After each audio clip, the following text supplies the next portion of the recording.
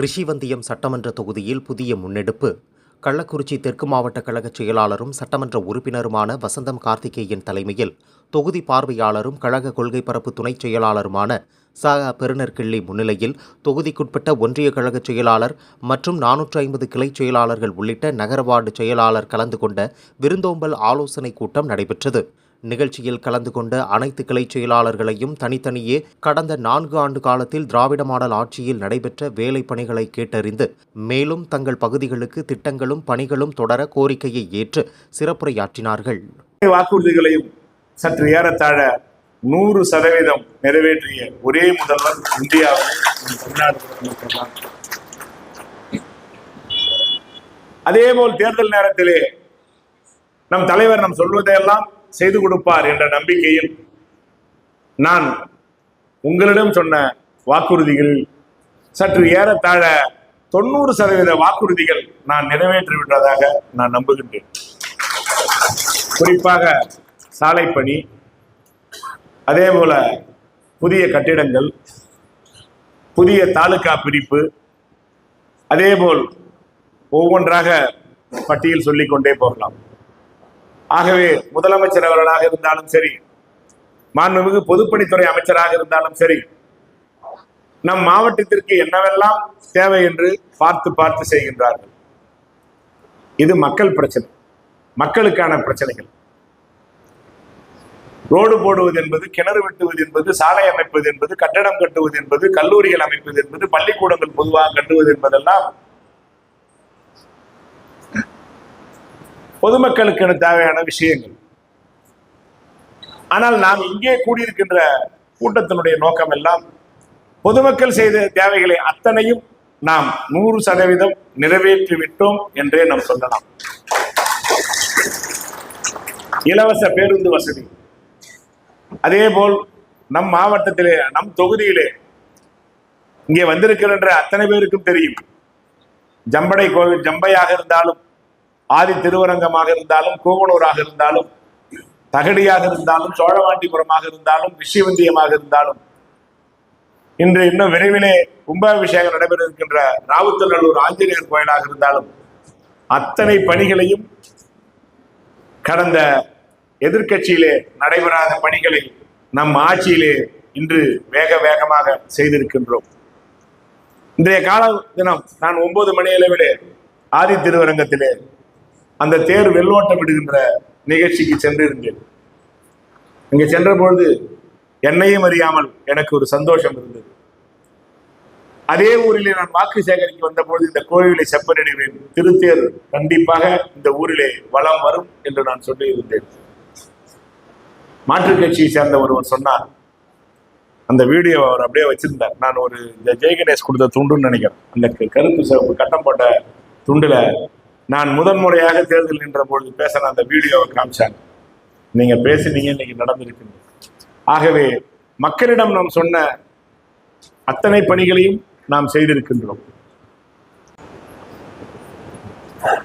பொதுப்பணித்துறை மற்றும் நெடுஞ்சாலைத்துறை அமைச்சரும் இந்த தொகுதியினுடைய பொறுப்பு அமைச்சராக இருக்கக்கூடிய மாண்புமிகு அண்ணன் ஏவா வேலு அவர்களுடைய நல்ல பிள்ளையாகவும், கழக தலைவரும் தமிழக முதல்வருமான மாண்புமிகு அண்ணன் திராவிட முதல்வர் அண்ணன் ஸ்டாலின் அவர்களுக்கு செல்ல பிள்ளையாகவும் இருந்து, திராவிடத்தின் பிள்ளை உதயநிதி அவர்களுக்கு கழகத்தின் படை தளபதிகளுக்கெல்லாம் முதன்மையான தளபதியாக பணியாற்றி தமிழகத்தில் இருக்கக்கூடிய 234 சட்டமன்ற உறுப்பினர்களில் உங்கள் சட்டமன்ற உறுப்பினர், ரிஷிவந்தியம் சட்டமன்ற உறுப்பினர் ஆருயிர் இளவல் வசந்தம் கார்த்திக் அவர்கள் இவ்வளவு தைரியத்தோடு வேறு எங்கும் இல்லாத அளவிற்கு இன்றைக்கு தன் தொகுதிக்கு உட்பட்ட கிளை செயலாளர்களை அழைத்து, உங்கள் தொகுதியிலே நான் சட்டமன்ற உறுப்பினராக உங்களால் தேர்ந்தெடுக்கப்பட்ட பிறகு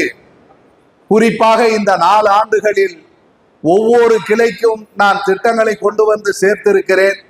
சேர்த்தது மாத்திரமல்ல, நீங்கள் பயன்பெற்றிருக்கிறீர்களா அல்லது நீங்கள் பயன்படவில்லை என்றால், நேரடியாக நீங்கள் பயனாளிகளாக இல்லை என்றால் உங்களுக்கு நான் பயன்படுகிறேன் என்று துணிவோடு நெஞ்சுரத்தோடு ஒரு சட்டமன்ற உறுப்பினர் அழைத்திருக்கிறார் என்றால்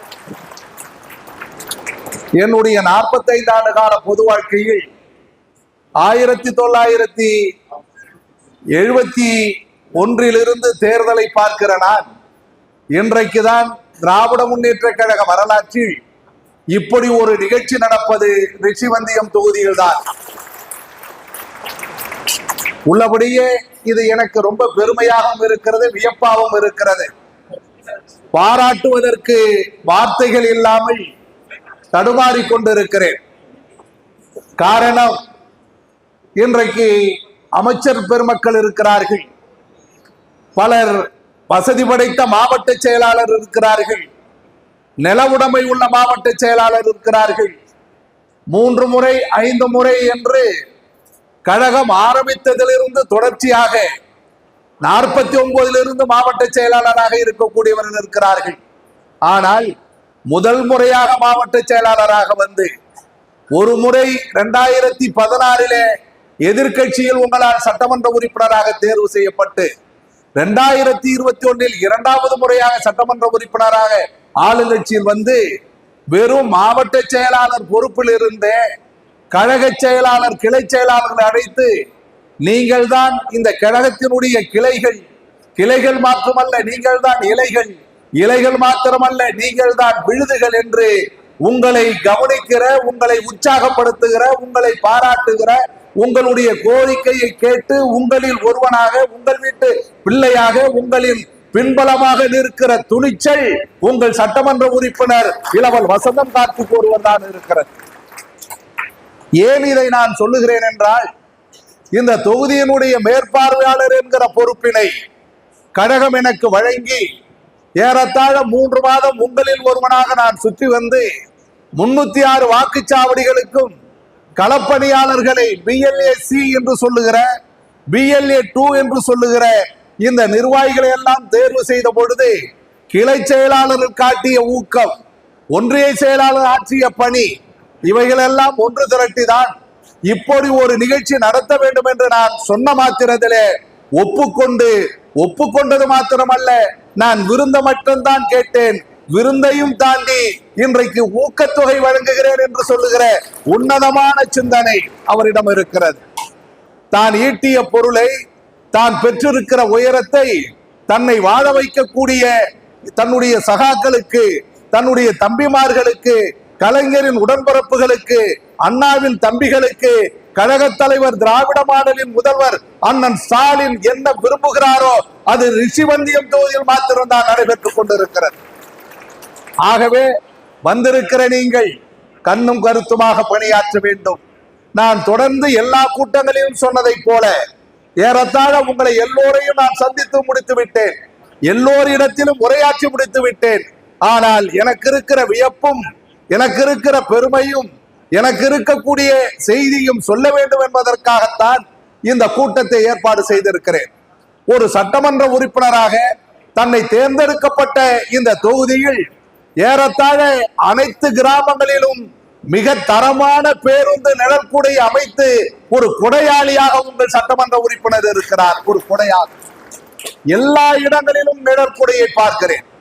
எல்லா இடங்களிலும் ஏதேனும் ஒரு பணி, சாலை பணியோ, அங்கன்வாடி பணியோ, சேவை மையமோ அல்லது நியாய விலை கடையோ என்று எல்லா பணிகளும் நிறைந்திருக்கிறது.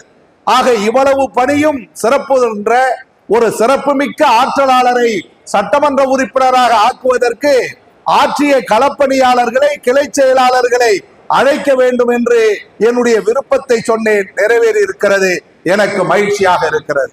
அதே நேரத்தில் கிளை செயலாளராக இருக்கிற நீங்கள் நமது சட்டமன்ற உறுப்பினர் சொன்னதை போல BLA C என்று சொல்லுகிற களப்பணியாளர்கள், நான் தொடர்ந்து சொல்வதை போல 18 வயது இளம் வாக்காளரும் 90 வயது முதிர்ந்த வாக்காளரும் வாக்குச்சாவடிக்கு சென்று வாக்குப்பெட்டியை அழுத்தி உதயசூரியனுக்கு வாக்களிக்க வேண்டும், அது பீப் என்று சத்தம் வந்து அது உதயசூரியனுக்கு வாக்காக மாறினாலும் வாக்கு எண்ணுகிற பொழுது வயது தெரியாது, அதற்கு வாக்குக்கு வயது கிடையாது. ஆனால் வாக்கு சேகரிப்பதற்கு வயது தேவை என்று நான் தொடர்ந்து உங்களிடத்தில் வலியுறுத்தினேன்.